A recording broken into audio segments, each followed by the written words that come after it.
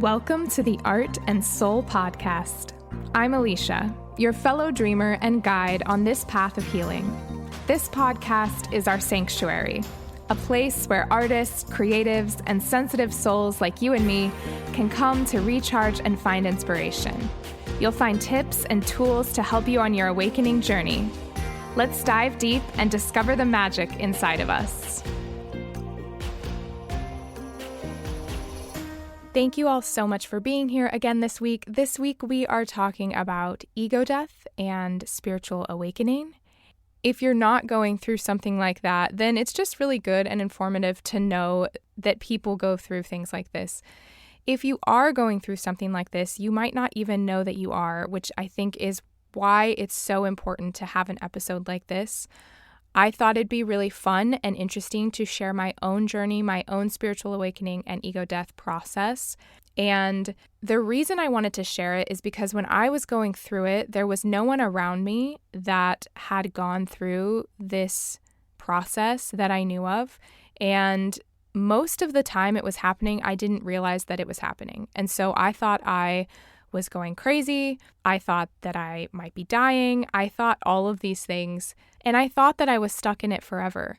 And I'm here to let you know that if you're going through something like this, you are not stuck in it forever. But I do think it's important to recognize all of the different steps of the process and to know that other people have gone through this too. And just to hear other people's stories with this, I think is so important. So I thought that the best way to do that would be to have my husband, Blair, interview me about the process.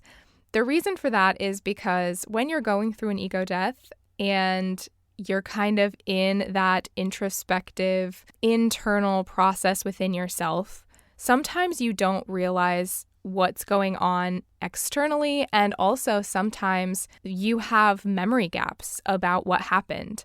And usually this is just because it's such an intense process and there's so many layers and so many parts to it.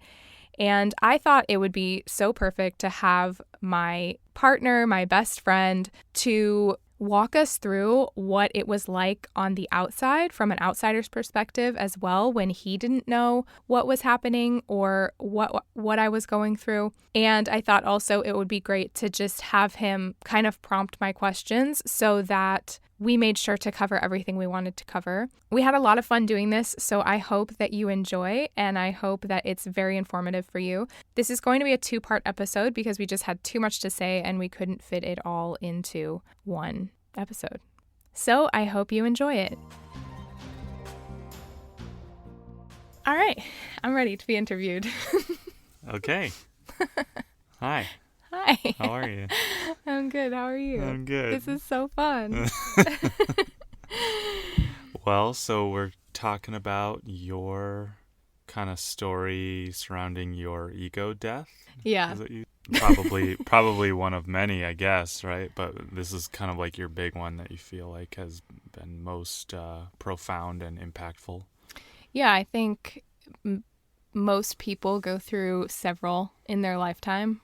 But for me, the one that I want to talk about was, the most impactful in my life so far. And hopefully in the future, if I go through another one, it will be a bit of a different experience now that I know what to look for, which is part of the reason that I wanted to talk about this. And I wanted to share with my audience and everyone who's listening this journey, because I think that it's really important that when we look at healers and we look at these people that are like that we look to for help, like myself, I think it's really important that we know that we're all on this healing journey and that we've all come through some of the shit and some of the stuff that's really difficult. So I just want people out there who are going through something like this to know that I've been through it too, and to know that they're not alone, and hopefully gain some insight while they're in the midst of it that I didn't really have because I had no idea what was going on.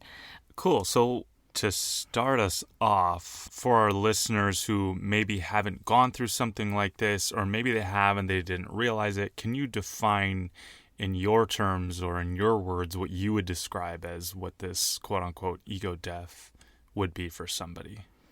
Yeah. So I think We're talking kind of about two different things simultaneously, and I was going through two pieces at once. One is the ego death, and the other is a spiritual awakening. And typically they go hand in hand, but sometimes they don't. So I think that's an important distinguishing factor to make. So in simple, basic terms, to me, an ego death is the unraveling of everything that you have built yourself up to be over your lifetime, your beliefs, your thoughts, your emotions, your ideas about the world, your perspective of the world. It's the unraveling of all of that to the point that you no longer know who you are and you can discover who you really are deep down underneath all of the junk. Okay, so now that we've kind of established that, can you kind of walk us through maybe the beginning stages of what yours might have been? Maybe what the beginning was like, what if there were some sort of events that led to it. I know some people might describe ego deaths with near-death experiences, maybe like psychedelics, maybe just like random, maybe times when they lost their job, when they're at rock bottom. But what was yours? What was your catalyst? Well, I didn't do psychedelics and I didn't almost die, so really, for me, it was kind of that rock bottom moment, but I think there were probably several events that led up to it, and I actually haven't thought about this, I don't know if ever. I want to say there were two kind of major events, and you were there, and this is part of the reason that I wanted you to interview me for this, so jump in if you feel like I'm forgetting something, because I do feel that during that time, it was kind of like I was in and out of reality. I was a little bit blackout some of the time. Not like actually blackout drunk, but just it felt like that kind of, that feeling, that sensation. So I think I have missing pieces of the journey. But the two things that I remember feeling, the first was we had some really close family friends that decided they no longer wanted to be friends with us. And when I say they were close, I mean like they were like our family. They were a big part of my life for many, many years, and your life too. And that hurt and that grief and that questioning of what's wrong with me, why don't you love me anymore after something that was seemingly not my fault or just not even related to me specifically, that kind of propelled me into just wondering if there really was anything wrong with me or who I was up until that point, if there was something that I could do better or something that I could do differently. So that was part of it. And then the second part of it came kind of unexpectedly and a little bit later in the ego death itself. And that was my career as an actress or my lack of career as an actress. And that being said, there were things that I thought I would get to do and that I wanted to do as an actor and a creative person, and I didn't get to do those things, or it just felt like I was always coming up short from the life that I wanted to have as an actor. And so when I really believed that acting was my purpose and that I was going to change the world through that, through my art and through loving people that I was with while creating, when that wasn't my purpose anymore, or it wasn't working out to be my purpose, or it didn't seem like it was aligning, I really started to question, is that even who I am? Is that really my purpose? So I think it was kind of this catalyst of, what is my life purpose? Have I been hearing it wrong all of these years? And have I been hearing God? Because a big part of that to me was this leading and prompting from that being that I had followed my whole life, and that prompting I'd followed my whole life. And so I felt like maybe I was wrong in that too.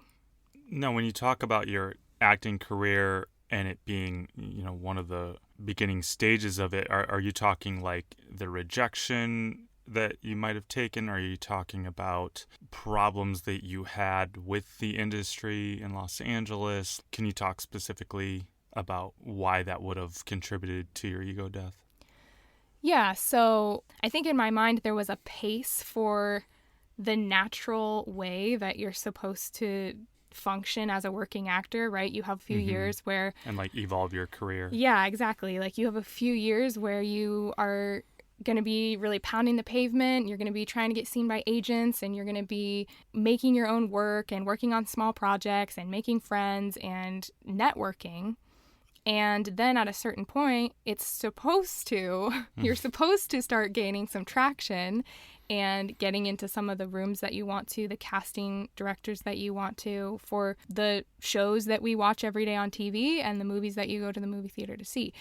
And it just felt like it wasn't panning out that way. And I didn't understand why, if I was doing everything I was supposed to do and I was meeting all of the people I needed to meet, and they were telling me that I was talented and that there was nothing wrong with my acting, why then I was still not booking those jobs or even getting into some of those auditions that I wanted to get into, if this was really my God-given purpose, if this was really where I was meant to be and what I was meant to do. And now I know I've talked, for those of you that have listened to my podcast up to this point, I've talked before about how a lot of that did have to do with my subconscious mindset about myself and some hatred that I had toward myself and some programming that was in my subconscious. But besides all of that, to me, it even felt like there had to be a greater reason for my quote unquote failure in the industry. I don't know if that answers the question. Yeah, I think so. I wanted our listeners to know, oh, well, what didn't work out? What are you talking about with your acting career? And I think it's important to highlight you had many people, acting teachers, casting directors, you name it, tell you that you're very talented. Did I even recall you going in front of a casting director and them saying, I'm not sure why you're having trouble getting representation by an agent, and you just left dumbfounded. I remember that day. You were like, well, this is stupid. Yeah, and it was really frustrating, and it was frustrating to see, and I think this is true for a lot of actors. It's frustrating to see your friends and even people who aren't your friends, acquaintances or whatever, who are maybe not even as talented as you, start to book things and start to work, and you're still, working in an office or working at a restaurant and doing mindless work that's not your passion. So it was a bit of that just grinding on me, that lifestyle itself, but then at a deeper level, this purpose that I felt, this calling that I felt deep down. I thought, if this really is my calling, by the universe, by God, by the divine, that I'm meant to do this, that I'm meant to be an actor, and I have felt this since I was 3 years old, what is wrong? Why isn't it working? Why isn't it working? So that was kind of the catalyst there for all of that. Yeah. So we've kind of gone over like sort of the beginnings of it and then what an ego death is. Can you actually walk us through the stages of a typical ego death for people? Yeah, so when you're going through it, there are no stages. You're just lost. You're just really lost. So it's really important to find people that have been through it, or to just find some sort of community, or at least one friend or someone who can help you decipher what these phases are. I think that's really helpful through the process. So there are essentially about 5 phases of the process. The first one is that identification that something is wrong, and that main catalyst or life event or spiritual experience that throws you into this whole process. And that part specifically is just your body, your mind wanting to get out of pain and back to what's normal. And a lot of times when the life event is so extreme, or you do have a psychedelic or a spiritual experience that's so extreme, it's like falling down the rabbit hole. You cannot go back. Like once you've seen it, you can't unsee it. And so during that time, it's a really kind of confusing and frustrating time, because you want to unsee it and you want the pain to go away that caused that event, but there's nothing to make it go away. The only way out is through. So that inability to unsee it is kind of what propels you into phase 2. And phase 2 is the full unraveling and the breaking down of everything you believed, thought, and knew about yourself in the world. And when you say, like, you just have to go through it, correct me if I'm wrong, most of us don't know that we have to go through it, right? At the time, like, we're thinking there's got to be ways to get out of whatever I'm going through. Yeah, I think so. I think we all, Like a gripping tighter type yeah. phase, right? Like, it took you a while. Like, you kept going auditions, and then you kept taking more classes and getting in front of casting directors. Yeah. It took you a long time before you finally went, this is not it. Yeah. Yeah. And just to clarify, the energy of the ego death and the things that were going on were kind of coming out through the medium of acting for me. That was my story. But for anyone else, it could be through many things. I mean, you went through your own ego death and are kind of coming out of it now on the other side. And I don't know how much you want to share about that, but sure, for here you, we go. Get ready for a 5-hour podcast. No. But for you, I mean, it was day trading. And that was kind of your catalyst for throwing you into this whole unraveling of your belief system and who you were. So for a lot of people, I do think it's kind of this more 3-dimensional reality thing, or like a career or a relationship or a something, that's less spiritual, I think, most of the time, that kind of throws people into like a crumbling of your normal outer world. Yeah, and just the things that you've always done and the way you've always done things not working, coming up against a wall of what has always worked in the past. And for me, I think with both of my events, both the family drama and then the career stuff, with both of those things, I normally would have just sort of whined about it and cried it out for a couple weeks and felt the pain of it and all of that. And then something else would have made it better. And that just wasn't happening. There was nothing making it better. It was just getting worse and worse and worse in terms of my ability to deal with the pain. Yeah. I don't know if that makes sense.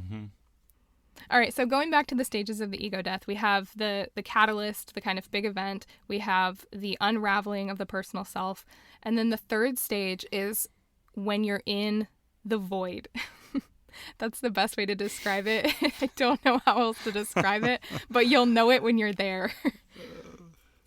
It's like the deepest, darkest hopelessness that you've ever felt, and you just feel like you're never going to see the light again in terms of who you are as a person, the world, your perspective, kind of everything.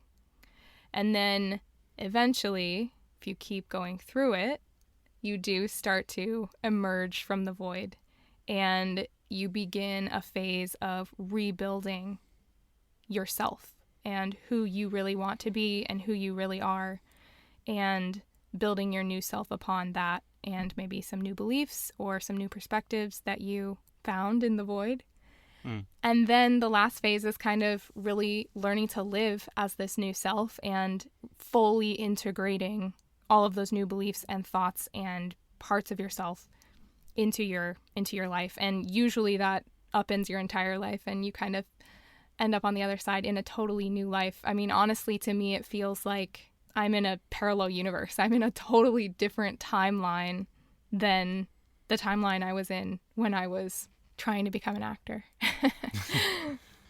So are you able to remember the thoughts and emotions and even some of the events and what those might have been like during the peak of this experience? Do you mean the peak of the full, all of the stages, or the specific unraveling stage? I guess a little bit of both, but maybe start with the unraveling. I mean, we already know what you were going through with the kind of your acting career. Was there a moment when it felt like something else other than your acting career was crumbling? Yeah, well, I think, again, the acting and the family dynamic that I went through, both of those were getting me to question myself, right? And if I was good enough and everything about myself and who I was. And then along with the acting part of it was my purpose. And my purpose automatically got me to the place where I was questioning if I was really hearing God and if God was real. And so that started to break down a lot of that old religious mindset and some of the Christian mindset that I had when I was growing up, because at that point I was wondering if I was just making it all up, if it was just all in my head. Mm-hmm. And I had been so certain and so clear before that point that I really was communicating with a divine source that I knew to be God. And everything in my life was affirming that. My family was affirming that. My friends were affirming that. And the way that my life was in alignment up until that point was affirming that, okay, God, told me to do this. So I went and did it and it worked out. And so God must be real, But then when I thought God told me to go do this and this is part of my purpose, and it wasn't working out, then I thought, well, does that mean God's not real, or does that mean I can't hear him, or what does that mean? So that itself, I remember having a moment when I was in the car on the way home from an acting class that I had just fully crumbled in the class. I was crying, and even when I was acting, I was like, who is this person? This person that's acting right now it wasn't the confident, talented person that I had shown up in LA as. It was just a totally different person. And I was so fearful of what people thought, and I was so insecure, and I was so sad. So sad. And I didn't understand how I became this person. And so I had this one class where I was just crumbling in the class and trying to remember my lines, and I couldn't even remember my lines anymore. Like, I used to memorize lines like it was no problem at all, and I couldn't even remember a page of lines because my brain was so convoluted with all of this crazy chaos. And so I left the class feeling so defeated, and I was stuck on Hollywood Boulevard in traffic, and I remember screaming at the top of my lungs, "Are you even real, God? Like, do you even exist? What the fuck have I been doing?" And just sobbing, like, all the way home and screaming. And in that conversation too, I was like, I just need out. I need an out. I need a break. I can't do this. I cannot do it a moment longer. And then it was like the next week that the whole world shut down for COVID. So I was like, well, maybe God does exist. Did you do that? I know. Like, whoops. But yeah, so that was kind of where the unraveling really started for the deeper seated beliefs that I had in terms of my religious beliefs, my beliefs about my purpose, and all of that was deeper than just my personality. So a lot of that was leading into COVID, which is funny because I feel like I've heard a lot of people tell similar stories from COVID, Mm-hmm. but I think most of them were actually after COVID. Or maybe they had similarly had kind of some things happen, and then COVID leading up to it gave them a reason to have their own sort of ego death or spiritual awakening, Mm-hmm. or some sort of awakening process in them. I kind of think that my energy was pulling me to have an ego death sooner than I did. And I was just hanging on so tightly for so long that I could not see it or do it because I was just so stubborn and so intense on what I believed my purpose to be. So I think when COVID happened, the frequency of the planet was changing. When we talk about energy and we talk about frequency, like, there was some definite energy movement happening on the planet, and a lot of people had an awakening and an ego death at that point. So I think at that point, I just had to give into it. My whole energy and my whole self just had to give over to what was going on in the greater energy of the planet. And that, I think, is why, I was part of that wave. So I think that's why I was a little ahead of it in terms of it being kind of right before COVID. But yeah, because in the timeline in my head, even a lot of what you were going through in my own memory is right after we got married. Mm-hmm. And we got married in 2017. Yeah. In May of 2017. And even that summer, you were going through some things just after we got married. And I remember it hit my ego a little bit because I was kind of still riding on the high of we're brand new newlyweds Mm-hmm. and just like life's gonna be fine. We just got married, and you were kind of Losing my mind. losing your mind. Yeah, and I was like, this is a tough This start. is not what I signed up for. Not necessarily not what I signed up for, but like, yeah, I definitely was kind of like, thought maybe the like depressing part was a few years later. Like, Yeah. thought the newlywed high was going to be at least a full year. Yeah. Yeah. Well, and I mean, I know I've told you this before, but just for everyone who's hearing this for the first time, I think a huge part of my energy was waiting to feel safe enough within the boundaries of our marriage and our connection to fully unravel. I think if I had done that, before we got married, I don't know how that would have been for either of us. So I think that my energy just finally felt secure enough and safe enough under the shelter of your energy and the steadiness that you were holding during that time for me to finally let loose and unravel. And I actually think that happens for a lot of people in marriage. And I think that people freak out about it because energetically there's a new structure that's made. Yeah, new patterns. Yeah. And I think people do start to feel safe within that. And then they go through something like this and the other person doesn't know what to do or doesn't want to stick through it. And I think that's what makes it difficult for a lot of people. But so maybe here is a good time then to talk about, just as my partner, what you were experiencing and what you were going through, because I really was in a whole spiral of my own shit and I didn't see a lot. I mean, I did, to the point that I felt bad about what was happening, but I couldn't stop it. There was no stopping it. It just had to happen and it had to come out the way that it came out. So I'm curious, and I'm sure other people are curious, how you dealt with that and kind of what your experience was from the outside, especially for people who are in partnerships or even close friendships and that kind of thing.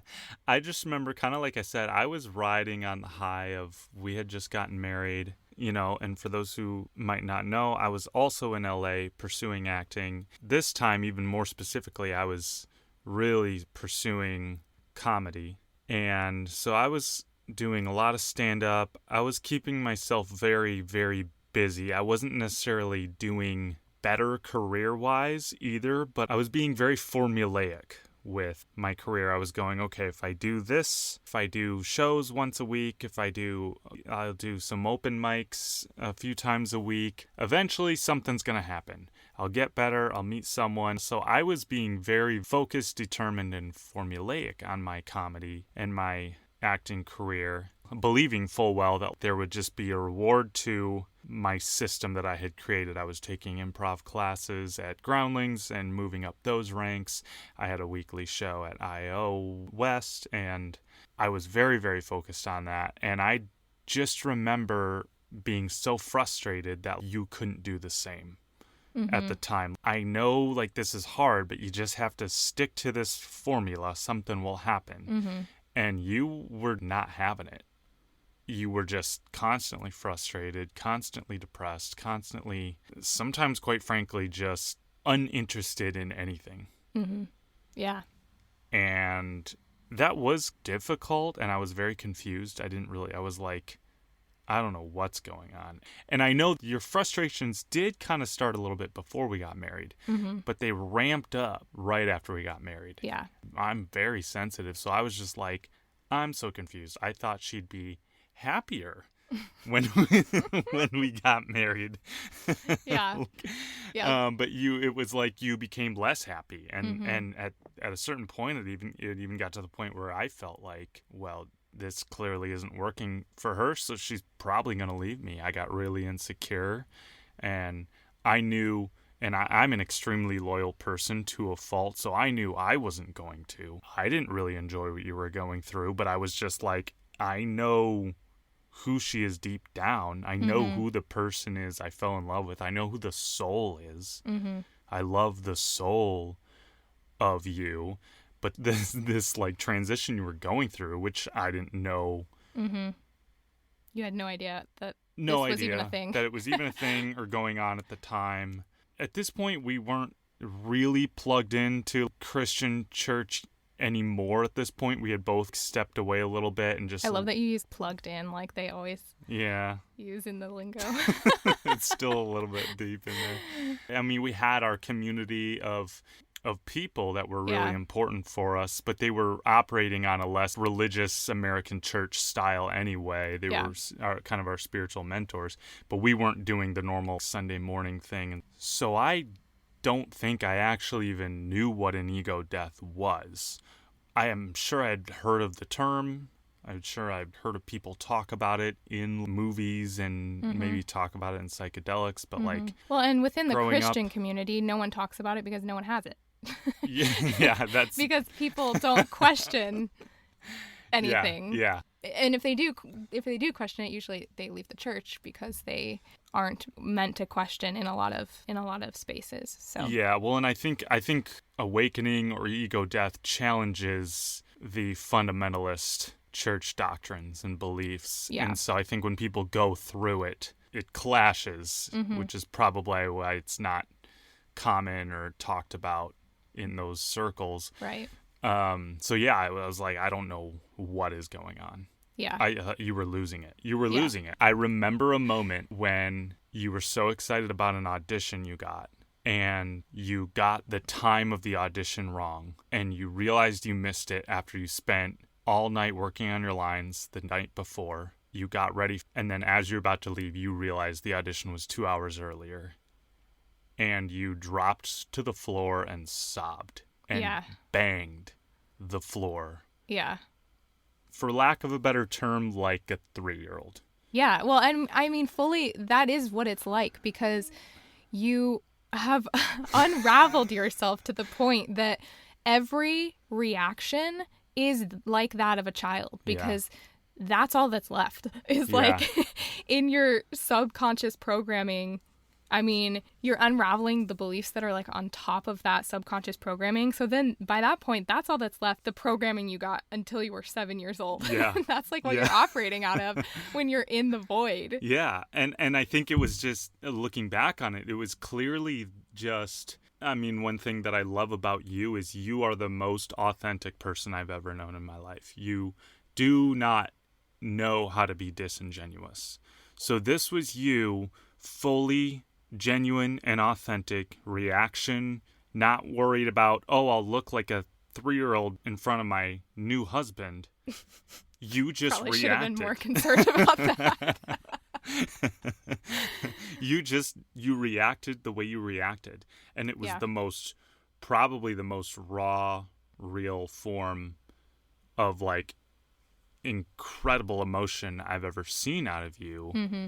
And my jaw dropped. I was just standing there dumbfounded, and I had no idea what to do. And yeah, what do you do with that? I don't know. Yeah. I didn't know what to do. I was just, you can't really go up to you and go, hey, it's okay. Mm-hmm. Right. Not in that moment. I mean, I was devastated. I was like, well, because you're one, like losing the person, you really are losing the person that you knew to some extent. You're not losing the soul of the person. You're gaining that ultimately, but you're losing so many things that you loved about me and about the person that is going through it. Yeah. And it's scary because not only is the person going through it terrified of what's going on because they don't know what is happening, but also to watch someone slip away like that, you do kind of wonder, okay, are they actually going crazy? Like, do they need help? Do they need mental help? Do they need, and you know, some people might as they're going through this. Some people really do need therapy and counseling and spiritual guidance of some kind because it's extreme. It's extreme. Yeah, it really was. And like I said, I remember it hit my ego because I am used to being the one who can make people feel better. Mm-hmm. I have one of my gifts is I've had multiple people tell me I should be a counselor because I can talk someone into feeling better about anything. Yeah. And it did not work with you. Mm-hmm. And it did not work in this situation with you. Mm-hmm. And yeah, I was completely at a loss for what to do. Throw something at me in a second. Honestly, there was a certain point where you couldn't do anything. It had to be me. And I wanted to, because I'm the fixer. Right, I'm the husband, and I'm like, what do I do here? My family's falling apart, and we don't even have kids yet. Yeah, and that's the thing, too, that I want to say for everyone out there who is going through something like this, is that you are the one. You're the one to choose to let go. You're the one to go through it. You're the one to save yourself at the end. Like, there is no one else. There's no one else coming. And people don't know what to do because you're the only one who knows that. If you're going through this, you're the only one who knows that. So part of this is so lonely.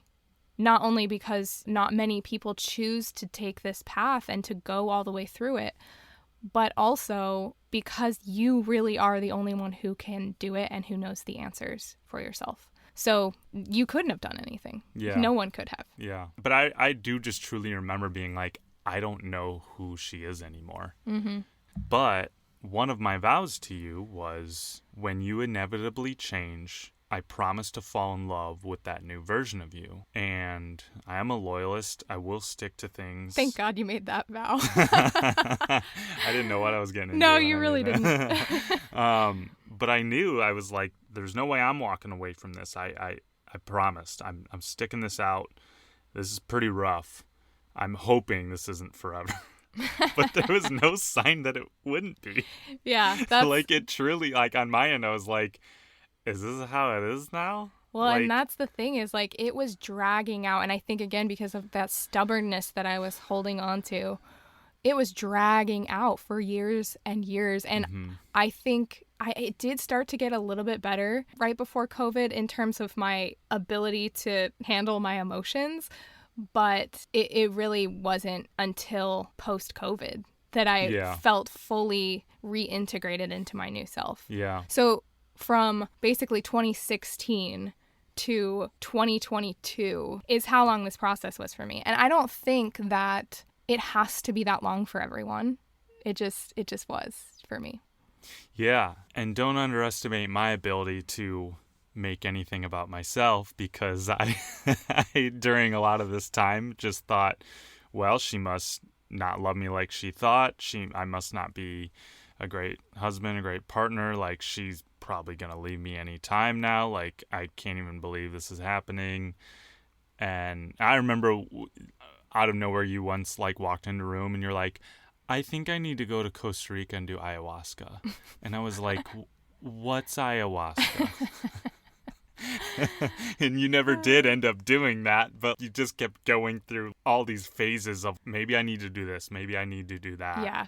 So let's talk about that, because I think that's an important part of it too. When you're going through this, I think both in the beginning, when you're trying not to feel the pain anymore, and then also when you're rebuilding yourself, I think we as humans, we're looking outside of ourselves for some source of enlightenment and some answer that is going to tell us how to do it, how to be, and how to heal, and is going to fix all our problems.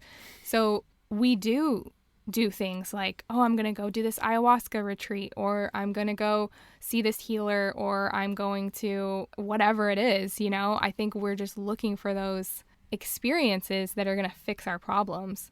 But like I said before, ultimately you find that even if you do those things or experience those things, or if you go to a psychic and get your future read, ultimately you still have to do all the work, and you still have to make all the choices, and you're the one to save you. Yeah.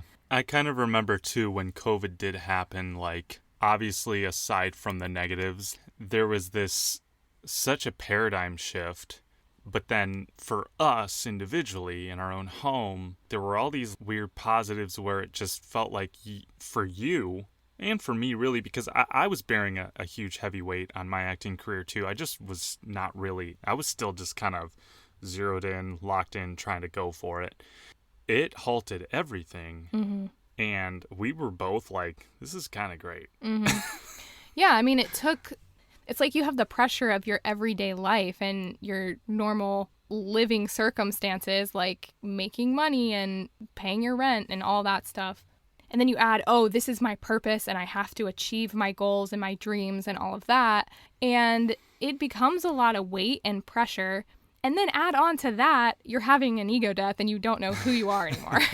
It was like so much pressure and so much weight. So when COVID happened, it at least kind of took the pressure off of some of those pieces of pursuing my dreams and also paying rent and that kind of stuff. All of that stuff sort of stopped, like all of that regular life stuff sort of stopped. And I was able to just fully zero in on the ego death process and where I was at in that process. So it did help a lot because it lightened things up for me just emotionally and took away the pressure and kind of the overwhelming sense of all of it at once. Yeah, you didn't have to bear the pressure and the weight anymore because you weren't really allowed to. Mm-hmm. Like the world didn't let you pursue your acting for that moment. Right. And it lasted, especially in California, for a very long time. Yeah. And I mean, correct me if I'm wrong, that feels like the part of the timeline where for you sort of just started to find a little more acceptance. Yeah, a little more peace about all of it because up until that point, my identity was so wrapped up in I am an actor. And I don't know what this is in me, but there is something in me that if I set my mind to something, I am doing it and I'm going for it. And so having my mind set on that since I was literally 3 years old is a long time to be someone. And everyone knew me as that. Everyone knew I was moving to New York or LA and that this is what I was doing. And it allowed me to kind of step away from that without having the embarrassment and fear of how that would be received from my family, my friends, everyone who knew me, and the self-embarrassment that I had failed or it didn't work out. It kind of was like, well, it didn't work out because the world shut down. Okay. Yeah. And then I had the opportunity to pivot into other things I was interested in and things that I had been interested in for many, many years, but had been told that I should not pursue those things or should not focus on them because it would take away from myself as an artist and all of that. Yeah. So I want to make sure we're kind of covering everything, and I know this will probably be a really long episode, or maybe it'll be a two-parter. The void thing, because that's a very ominous, interesting term anyway. Yeah. It makes me think of like a black hole or something. Makes me think of Stranger Things. Yeah, totally. Let's talk about that. Let's talk about this void. Okay. What do you want to know? And it may be backtracking a little bit, but like, okay, so what is considered the void in, simple terms, a couple sentences, and then what was your void? So the void, typically has these qualities of like nothingness and this sense of, when the unraveling is happening, your ego is really fighting you because it doesn't want to die off, but it knows that it has to. And so you're in this sort of back and forth fight situation with your identity, who you used to be, and all of the pieces coming apart from that.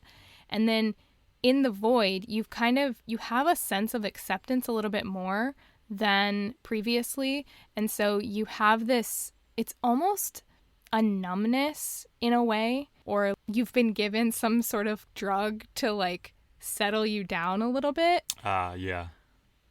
But it's still a lack of vision. There's a great disparity to it. It almost is like the death part of the whole rebirth process. When you say drug, it kind of makes me think of like what they might, in the movies, like they might give to the patients in the psych ward so that they're kind of calms them down, but they also have no personality anymore. Right. You're kind of asleep in a sense. Like it's you've been buried part of the process. Like you have been fully died and been buried. And so it's really kind of this eerie sort of peaceful place, but you don't necessarily see a way out, or you don't necessarily see yourself coming back to life or doing the things you used to do or being the person you used to be. And so it's kind of this weird numbness of acceptance. And I remember this was when I was working at the brewery, and I just remember like hanging out with friends there and being like, they'll never know who I used to be. I don't know who I used to be. They'll never know me. And kind of just accepting like, well, I guess I won't have any friends anymore, and I guess I'll just never be the person I was with people. And is this like the Eeyore phase? yeah, sort of. Sort of. But at the same time, it kind of allows you, it takes away that expectation of who you used to be. And so it sort of allows you to discover the parts of you that are real and the parts that you want to be. Yeah. This might be out of order. Sure. And we don't have to go too deep into it because it could definitely be like its own episode. When we talk about the ego, would you be able to explain what your words are? What actually is the ego? Because we know the psychologists talk about it, and they all probably have their own takes on what they consider to be the ego. And then from different perspectives of religions and spirituality, they all might have their own sort of terms. But what would you say? Really, to me, it is everything that's been built about your identity and who you are in this life. The part of you that the structure that you've built up as yourself, your beliefs, your thoughts, even your emotional patterns that you have built as your personality and who you are. It may even be the thing that people describe when they describe you as a person. It's like your identity, really. And so many people just live from that. But there's such a deeper, softer, more intricate version of who you are on a soul level that sometimes doesn't get through that structure. Yeah, it's like a lot of us only live within our ego, that sort of outside layered version of ourselves, you'd say. Yeah, and that version of you like wants to remain that because it's safe and it's protective and it's served you well up until this point. And so it's really connected to that subconscious programming, that part of you that just wants to be safe and just wants to be accepted by everyone. Yeah. And if you're too far outside of that, then you're kind of outside of the norm. You're outside of the status quo, and you might not be accepted. From a survival aspect, you might not be accepted by your community and the people around you. Cool. Can we go a little bit back to the void thing? Do you remember how long the void part was? I'm trying to even identify specifically like when it started and when it ended, because I think, like we mentioned, with COVID in there, it kind of made the timing feel a little wonky of some things, because during COVID, the whole world was also experiencing a rebirth and a spiritual awakening. And so there were elements of a spiritual awakening happening within my void period.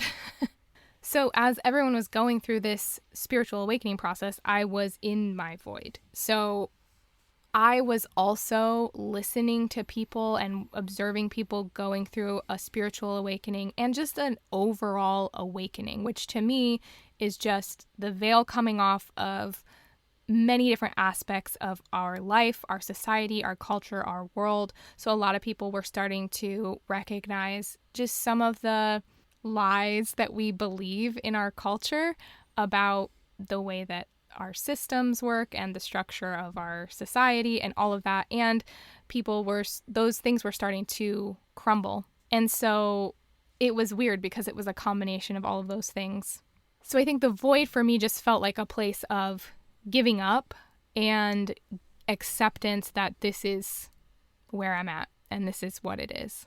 And thankfully, I think I was sparked back into my rebuilding and rebirth phase by some of that spiritual awakening process and some people who had gone through the process at that point. What thoughts were going through your head during this void?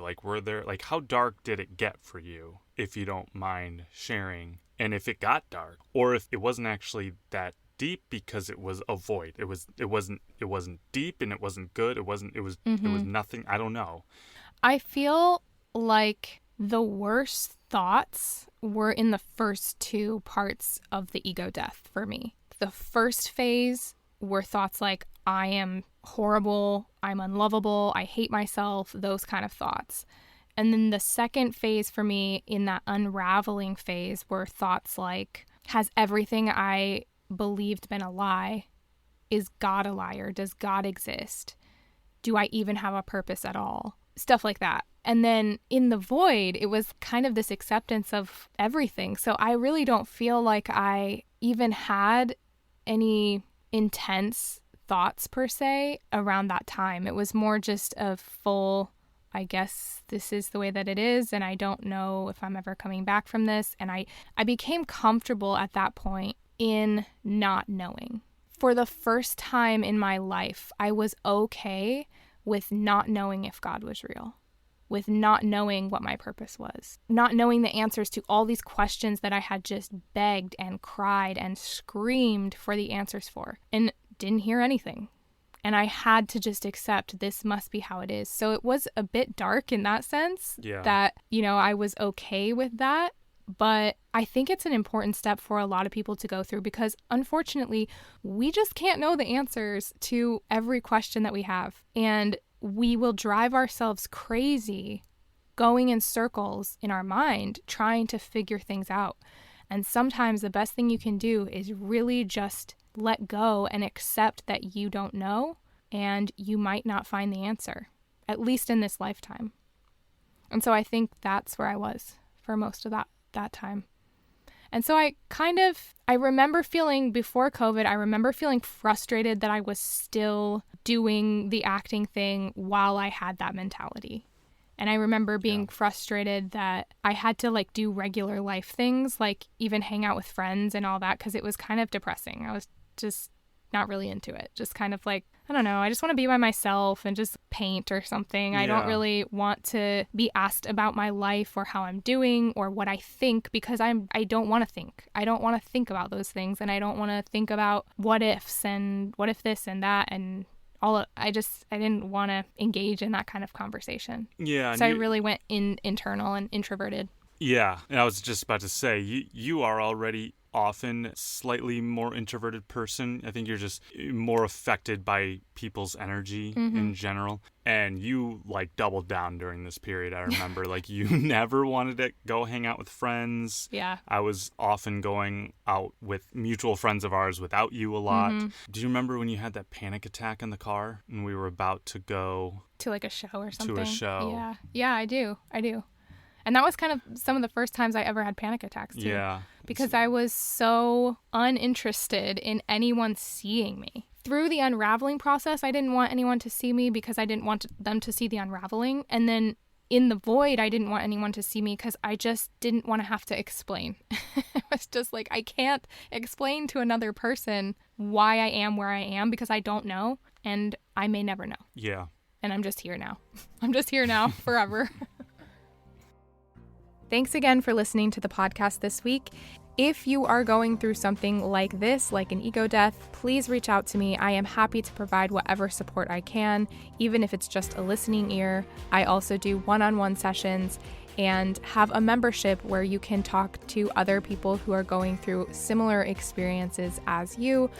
And I hope that you join me next week for part 2 of the ego death.